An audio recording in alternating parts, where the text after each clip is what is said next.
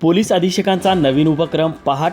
सोलापूर जिल्हा अधीक्षक तेजस्विनी सातपुते यांनी हातभट्टी तयार करणाऱ्या 54 ठिकाणी व सर्वाधिक हातभट्टी विक्री होणारी 350 गावांची माहिती ऑपरेशन परिवर्तन सुरू करण्यापूर्वी माहिती संकलित करून जिल्ह्यात ऑपरेशन परिवर्तन हे उपक्रम सुरू केलं होतं आणि या ऑपरेशन परिवर्तनाची चर्चा संसदेपर्यंत पोहोचली होती.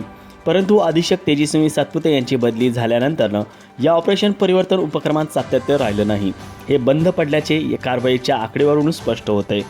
याच ऑपरेशन परिवर्तनाच्या पार्श्वभूमीवर नव्या पोलीस अधीक्षक अतुल कुलकर्णी यांनी गुन्हेगारांना दलदलीतून बाहेर काढण्यासाठी पहाट हा उपक्रम हाती घेतला आहे. ऑपरेशन परिवर्तन हे हातभट्ट्यांच्या अवैध व्यवसायाशी संबंधित असून त्या लोकांना रोजगार मिळवून देणे, व्यवसाय सुरू करण्यास बँकेच्या माध्यमातून मदत करणे, याशिवाय पारधी समाजातील अनेकांकडून मूळ कागदपत्रे नसल्याने शिक्षण, नोकरी, शासकीय योजनांचा लाभ मिळत नाही.